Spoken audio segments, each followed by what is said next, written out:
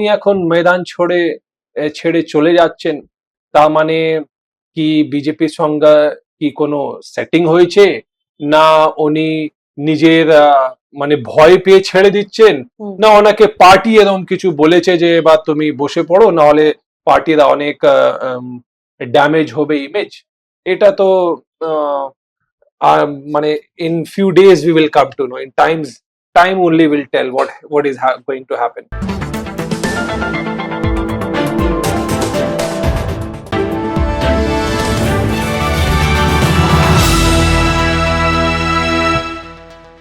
ফলতার বিধায়ক জাহাঙ্গীর খানের নির্বাচন না লড়ার বা বলা ভালো সরাসরি আত্মসমর্পণ করবার ঘোষণা তৃণমূলকে আরো কমজোর করে দিল বলেই জল্পনা রাজনৈতিক মহলে। এই ইস্যুতেই আইনজীবী তৌসিফ আহমেদ খান জানালেন, পুনর্নির্বাচনের সময় জাহাঙ্গীরের ময়দান ছেড়ে চলে যাওয়ার পিছনে কোনো বড় কারণ রয়েছে নিশ্চয়ই। তবে কারণটা কি? বিজেপির সঙ্গে জাহাঙ্গীরের গোপন সেটিং, পার্টি বলেছে দল থেকে সরে আসতে, নাকি সত্যি ফলতার উন্নয়নের কথা ভেবেই সরে এসেছেন জাহাঙ্গীর? ডায়মন্ড হারবার কি বিজেপির দখলে চলে যাচ্ছে? মুসলিম নেতাদের দল ছাড়া নিয়েও উঠেছে নানা প্রশ্ন। কি উত্তর দিলেন আইনজীবী তৌসিফ আহমেদ খান, শুনে নেব। ফলতা এমএলএ জাহাঙ্গীর খান নমিনেশন উইথড্র করে প্রেস স্টেটমেন্ট দিয়েছেন। আপনি প্রথমত আমি জানতে চাইবো আপনার মতামত কি। উনি আমাদের মুখ্যমন্ত্রী শুভেন্দু অধিকারীকে খুব প্রশংসাও করেছেন, আপনার মতামত কি এ ব্যাপারে? দেখুন, আমার মতামত থেকে বেশি মাইনে রাখবে যে জনগণ কি মতামত। একেবারে ইউটার্ন নিয়েছেন, উনি চ্যালেঞ্জ করেছিলেন আইপিএস অফিসারকে, নিজেকে পুষ্প বলেছিলেন, এবি ঝুঁকেগা নেই এরকম পোস্টার ছিল। তো এখন কি হয়েছে সেটা তো উনি নিজেই বলতে পারবেন। কিন্তু আমি একটা জিনিস জানি যে নমিনেশন ডেটের উইথড্রওয়াল তো অনেক আগে চলে গেছে, তো এখন তো উনি উইথড্র করতে পারেন না, ওনার নাম তো নিশ্চয়ই থাকবে। আর এই কেসটা হচ্ছে রি ইলেকশন, এটা তো এরকম নয় যে এখনই ইলেকশনে যাচ্ছে। রি ইলেকশন মানে ইলেকশনের সময় আমরা যেটা দেখলাম যে ইভিএম মেশিনে টেপ করা আছে, এইসব বা ধানলি হচ্ছে, এইসব অ্যালিগেশন দিয়ে তো ইলেকশন কমিশন বললো যে রি ইলেকশন হবে। তাহলে একটা পার্টি সোলজার হিসাবে উনি যেহেতু তৃণমূল পার্টির ক্যান্ডিডেট, ওনাকে কন্টেস্ট করা উচিত। কিন্তু উনি এখন ময়দান ছেড়ে চলে যাচ্ছেন, তার মানে কি বিজেপির সঙ্গে কি কোনো সেটিং হয়েছে, না উনি নিজের মানে ভয় পেয়ে ছেড়ে দিচ্ছেন, না ওনাকে পার্টি এরকম কিছু বলেছে যে বা তুমি বসে পড়ো, না হলে পার্টির অনেক ড্যামেজ হবে ইমেজ। এটা তো মানে in few days we will come to know. In time only will tell what is going to happen.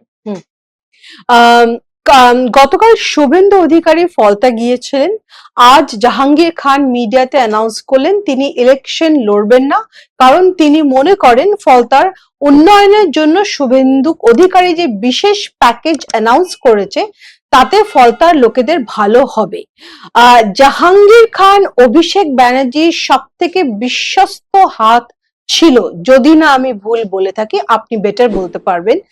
Diamond Harbour কি এবার সমপূর্ব বিজেপির কবজায় এসে গেল? এটা কি কমপ্লিটলি বিজেপি পরিকল্পিত ছিল? তাই তোই মনে হচ্ছে। দেখুন, 2024 লোকসভা ইলেকশনে ডায়মন্ড হারবারের কয়েকটা এমএলএ কনস্টিটুয়েন্সি আসছে, তার মধ্যে ফালতা কনস্টিটুয়েন্সি আসছে। তো 2024 লোকসভা ইলেকশনে দেখা গেল যে more than 7 lakh votes lead পেয়েছিলেন অভিষেক ব্যানার্জি।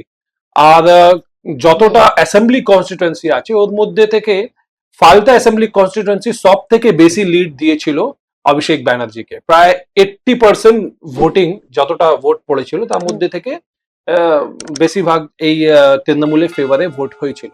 তার মানে এটা তো একটা স্ট্রং বেস, একদম strong fortress of Trinamool Congress. তাহলে এই মানে এত ব্যাকড্রপ, মানে এতগুলো ব্যাকগ্রাউন্ড দেখে যদি আমি দেখছি আজকে উনি উইথড্র করছেন, তার মানে তো এটা সারেন্ডারই হয়ে গেল। তার মানে তো দ্য ফোর্ট হ্যাজ ফলেন। আর এখন যখন জাহাঙ্গীর খান বলছেন যে শুভেন্দু অধিকারীর যেটা প্রোগ্রাম উনি হুম। অ্যানাউন্স করেছেন হুম। সেটা ফলতার জন্য ভালো, হুম। তার মানে তো যদি এটা ফলতা মানুষ জন্য যদি ভালো, অ্যাসেম্বলি কনস্টিটিউয়েন্সির জন্য যদি ভালো, তাহলে তো ওনার উচিত যে উনি নিজেও সে ফিল্ডে মানে নেমে হুম। বিজেপির জন্য তাহলে ক্যাম্পেইন করুন, সবাইকে জনতাকে বলুন, জনগণকে যে বলুন যে না মমতা শুভেন্দু অধিকারী যে প্যাকেজটা দিয়েছেন ফলতার জন্য ওটা ভালো, তাই এবার শুধু উইথড্র করলে হবে না, তাহলে একটু ক্যাম্পেইন করুন। আপনার কি মনে হয় যে জাহাঙ্গীর আগামীকালে বিজেপি জয়েন করতে চলেছে? সেটা তো দেখুন পলিটিক্সে কিছু বলা যেতে পারে না, পসিবলটাও ইম্পসিবল হয়ে যায়। আমরা কি কোনোদিন ভেবেছিলাম যে যতটা কনফিডেন্স দেখেছিলেন তৃণমূল বা তৃণমূল মমতা ব্যানার্জি বা স্পেশালি যখন অভিষেক ব্যানার্জি যদি স্পিচে যখন স্পিচ দিতেন, যত কনফিডেন্স উনি দেখেছিলেন, আইপ্যাক যত কনফিডেন্স দেখেছিল, আমরা কোনোদিন ভাবিনি যে এরকম ডিফিট হবে। আমরা ভেবেছিলাম যে নেক টু নেক ফাইট হবে, হুম। কিন্তু হুম। ক্ষমতায় মমতা ব্যানার্জি থাকবে। কিন্তু আমরা যেটা দেখছি যে anything is possible in politics, so maybe he will join BJP. Jahangir Khan যদি টিএমসি ছাড়তে পারে তাহলে এটাও ধরে নেওয়া যায় যে টিএমসির অনেক নেতাই হয়তো টিএমসি ছেড়ে বিজেপি জয়েন করতে পারে। জাহাঙ্গীরের প্রেস কনফারেন্স পরেই বেশিরভাগ জেলার নেতাদের মন ভেঙে গেছে, তারা আর সক্রিয় রাজনীতি করতে চাইছে না। এইখান থেকে আপনারা কিভাবে তাদেরকে উদ্দীপিত করবেন? দেখুন জাহাঙ্গীর খান শুধু তো একটা ফেস ছিল না, তৃণমূল কংগ্রেসে ফেস সবসময় মমতা ব্যানার্জি ছিলেন আর অভিষেক ব্যানার্জি। হুম। তো মমতা ব্যানার্জি এখন আছেন, মমতা ব্যানার্জির পার্টি, মানুষ এতদিন মমতা ব্যানার্জিকে ভোট দিয়েছে, তৃণমূলকে ভোট দিয়েছে, মমতা ব্যানার্জিকে দেখেই ভোট দিয়েছে, এটা তো আমরা সবাই অস্বীকার করতে পারি না। মমতা ব্যানার্জি একটা ফিয়ার্স লিডার, হুম। কিন্তু মমতা ব্যানার্জি এখন 72 বছর মানে বয়স হয়েছে, হুম। যতটা উনি পারবেন উনি, আমি সেটা আই ক্যান অনলি হোপ হুম। যে উনি হয়তো আরো আবার পার্টিকে রিবিল্ড করার চেষ্টা করবেন। তো মানুষ যদি এখনো তৃণমূলকে ভোট দেবে তো মমতা ব্যানার্জিকে দেখেই ভোট দেবে। তো জাহাঙ্গীর খান যদি ছেড়ে চলে যায় ওটা নিয়ে পার্টির কোনো অনেক ক্ষতি হয়ে যাবে, এটা আমি মনে করি না। হুম। যদি অভিষেক ব্যানার্জি ফালতায় গিয়ে ক্যাম্পেইন না করেন ওটা নিয়ে ক্ষতি হবে, এটা আমি জানি।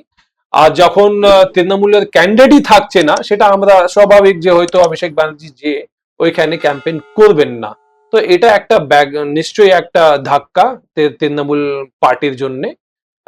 এটা একটা অপরচুনিটি ছিল, এত বড় ডিফিট পাওয়ার পর তৃণমূল কংগ্রেসের একটা অপরচুনিটি ছিল, যদি ওনারা ক্যাম্পেইন করে এই সিটটা জিতে পারতেন, তার মানে মানুষের কাছে ওনারা যে বলতে পারতেন যে দেখো বিজেপির লোকপ্রিয়তা ফলস, তৃণমূল এখনো লোকপ্রিয় আছে। কিন্তু এই যে এখন যে পরিস্থিতি আমরা দেখছি এটাতে কিন্তু বোঝা যাচ্ছে যে না, মানুষ তো বিজেপিকে ভোট দিয়েছে। জাহাঙ্গীর খানের এই আত্মসমর্পণ, আমি এটাকে আত্মসমর্পণই বলবো, যেখানে নমিনেশন ফেরত নিয়ে নিলেন, শুভেন্দু অধিকারীকে প্রশংসা করছেন, এটাকে আমি এক ধরনের আত্মসমর্পণই বলবো। এই আত্মসমর্পণের পেছনে আপনার কি মনে হয় নেপথ্যের কাহিনীটা কি? দেখুন এরম আত্মসমর্পণ কারা করতে পারে, হয়তো যাদের কিছু আছে রেকর্ড যেটা নিয়ে ওরা ভয় পাচ্ছে। যদি একজন মানুষ একদমই ক্লিন থাকতো, যার বিরুদ্ধে কোনো অ্যালিগেশনের হওয়ার চান্স নেই বা কোনো অ্যাক্টিভিটি চান্স নেই যেটা নিয়ে পুলিশ বা প্রশাসন ওকে ব্ল্যাকমেল করতে পারে, তারা তো আত্মসমর্পণ করবে না, এটা স্বাভাবিক। নিশ্চয়ই কিছু আছে যেটা নিয়ে একটু ভয় আছে, যেটা নিয়ে মনে হচ্ছে নাকি যে পুলিশের কাছে তো কেস আছে, আমাকে হ্যারাস করবে, এইসব চিন্তা ভাবনা করে হয়তো উনি এই ডিসিশনটা নিয়েছেন। যতই উনি বলুক না যে শুভেন্দু অধিকারী একটা ভালো প্যাকেজ দিয়েছেন আর ওর কনসিডারেশনে আমি উইথড্র করছি, আমি তো মনে করছি না যে সিপিএমটাও উইথড্র করে নেবে বা কংগ্রেসের প্রার্থী এখানে উইথড্র করে নেবে। তো এই ফাইট থেকে নিজেকে যে উনি সরিয়ে নিয়ে চলে গেছেন, আমি মনে করছি যে এটা আরো ক্ষতি করবে। প্রাক্তন এমএলএ মানিনুল হক দল বল নিয়ে বেরোনোর অপেক্ষায় রয়েছে, দলকে নিয়ে অনেক কিছু কথা বলছে, পাপিয়া ঘোষ দলকে নিয়ে অনেক কিছু কথা বলছে, স্বর্ণকমল সাহা দলকে নিয়ে অনেক কিছু কথা বলছে। প্রচুর নেতা এখন মুখ খুলে টিএমসির ব্যাপারে কথা বলতে শুরু করেছে। আপনার কি মতামতের ব্যাপারে? দেখুন, এতক্ষণ যদি ওনারা মুখ খুললেন না যখন ক্ষমতায় ছিল পার্টি, এখন আবার হঠাৎ করে কথা বললে স্টার্ট করেছেন।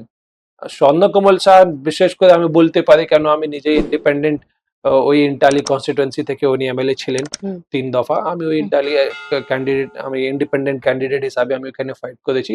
আর আমি কিন্তু মানুষদেরকে বলেছিলাম যে যদি ক্ষমতায় চলে আসে বিজেপি, উনি বিজেপি জয়েন করবেন।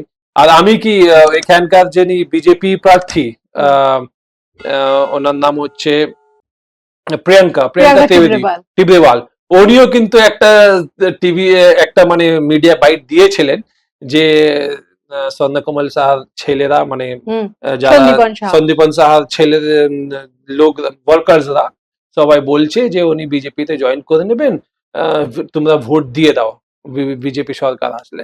আর উনি এটা এনশিওর করবেন যে বিজেপি ওকে অ্যাকসেপ্ট করে না।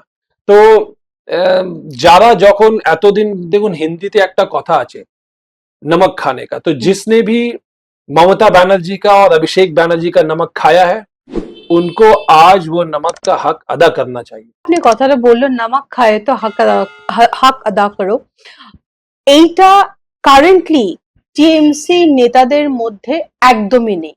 আমরা রাজনীতির অন্দরমহল থেকে শোনা যাচ্ছে যে অরূপ বিশ্বাস বিজেপির বিপ্লব দের সাথে কোনো গোপন রিসর্টে মিটিং করেছে।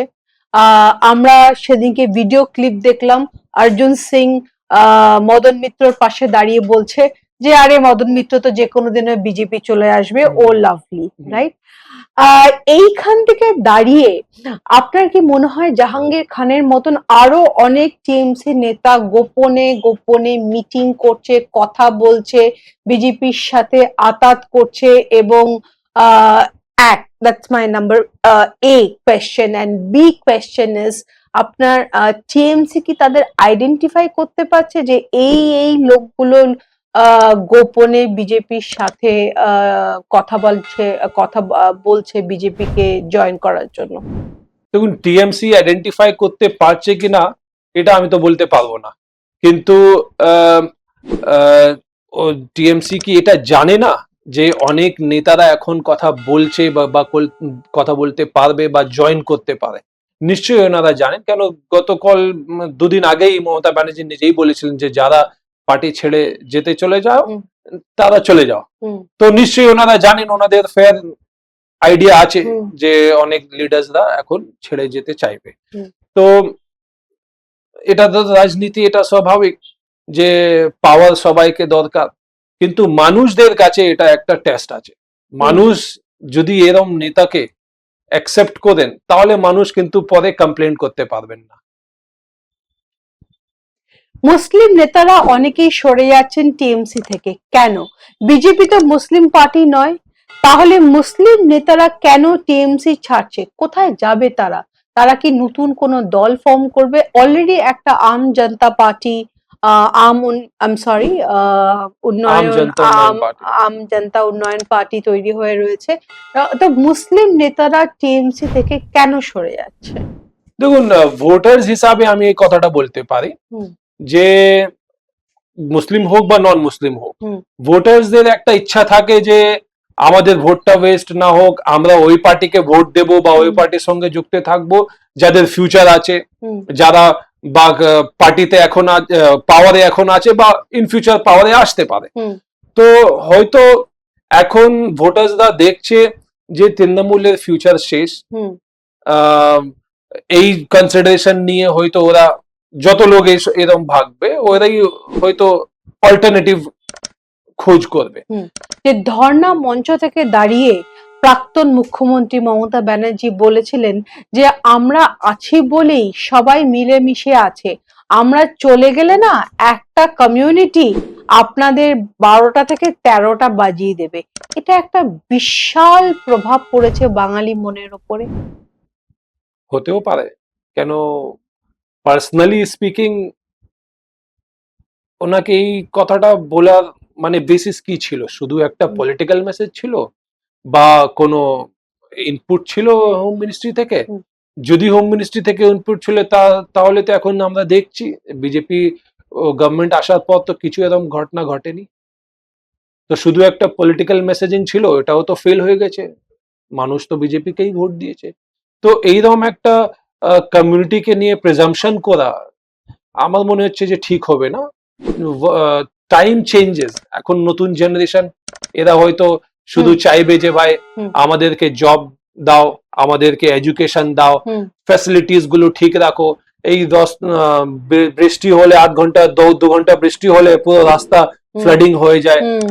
তো এই সব জিনিসটা ঠিক করো। আমি ওই কমিউনাল সেন্টিমেন্টে এসে, কমিউনাল প্যাশনে এসে আমি কিছু ভায়োলেন্স করতে যাব, হয়তো ওই দিনটা চলে গেছে। যদি বিজেপি চাপ দেয়, বিজেপির কাজ করার একটা স্ট্র্যাটেজি আছে, সব ব্যাপারে একটা স্ট্র্যাটেজি আছে, ঢোকানোরও স্ট্র্যাটেজি আছে, বের করারও স্ট্র্যাটেজি আছে। যদি বিজেপি আপনার উপর চাপ দেয়, আইটি দিয়ে চাপ দিল, ইডি রেড দিয়ে চাপ দিল, পরিবারের ক্ষতি হবে সেই দিয়ে চাপ দিল, বিভিন্ন রকম ভাবে চাপ দিয়ে আপনাকে টিএমসি থেকে ছাড়িয়ে, কারণ ওরা মনে করে আপনি ভালো পলিটিশিয়ান, সুতরাং আপনাকে ওরা চাইলে ওরা কিন্তু বিভিন্ন রকম প্রসেস দিয়ে আপনাকে যদি চাপ দেয়, প্রেশারাইজ করে বিজেপি জয়েন করতে, আপনি কি করবেন? না, আমি তো, যদি আমার নিজের কথা বলছেন তাহলে চাপ দেওয়ার তো ওদের কাছে কোনো সুযোগ নেই। আমি যারা মিনিস্ট্রিতে ছিল, যাদের কারাপশনে ইনভলভ আছে, তাদেরকে হয়তো ইডি সিবিআই দিয়ে ওরা প্রেশার করতে পারে। আমাকে প্রেশার দিলে তো ওইরকম তো কোনো স্কোপই নেই। আমাকে তো ভালোভাবে মিষ্টি মিষ্টি কথা বলেই যদি ওরা কনভিন্স করতে পারে তাহলে হতে পারে, না হলে তো আর কোনো স্কোপই নেই।